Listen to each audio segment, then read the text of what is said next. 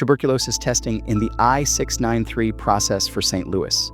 If you're applying for a green card here in St. Louis, Missouri, one of the most important steps in your immigration medical exam, the I-693, is testing for communicable diseases, especially tuberculosis. This isn't just a formality.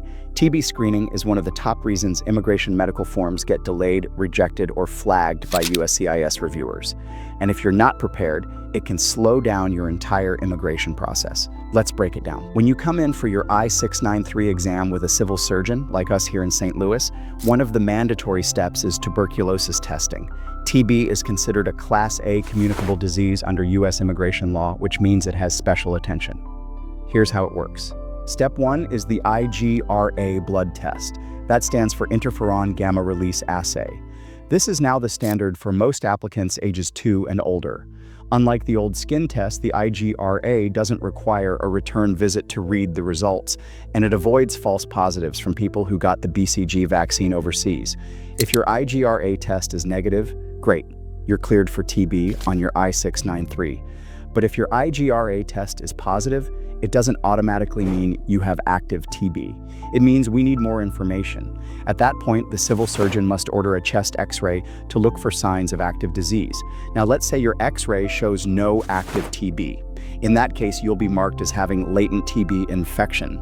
The CDC does recommend treatment, but here's the key. Treatment for latent TB is not mandatory for your I-693 clearance.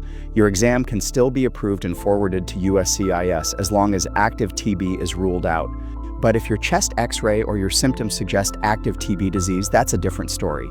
Civil surgeons here in St. Louis are required to refer you to the local health department, in this case the St. Louis City or St. Louis County Department of Public Health, for further testing and treatment.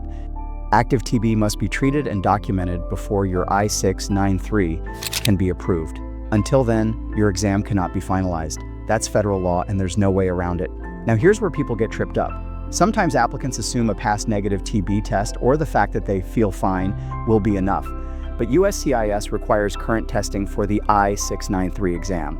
Even if you had a test 6 months ago, we may still need to repeat it because USCIS wants results tied directly to your immigration medical. We've also seen cases in St. Louis where applicants with a IGRA from overseas labs had to repeat the test here because USCIS reviewers only accepted results from a US laboratory. This may not feel logical medically, but remember, the I-693 process isn't just about medicine, it's about meeting immigration documentation requirements. So what can you do to avoid delays? Be ready for the IGRA blood test at your appointment. If you've had TB treatment before, bring every piece of documentation, treatment records, lab reports, X-ray results. If you're referred to the health department, follow through immediately. Every week of delay can slow down your green card timeline. And most importantly, work with a civil surgeon who knows the USCIS process in St. Louis and how to keep your paperwork in order. Here at Immigration Exam US, we've helped thousands of immigrants complete the I-693 process in the St. Louis region. We know how to navigate TB testing, how to coordinate with the health department, and how to make sure your green card journey stays on track. Because at the end of the day, this isn't about whether you agree with the rules.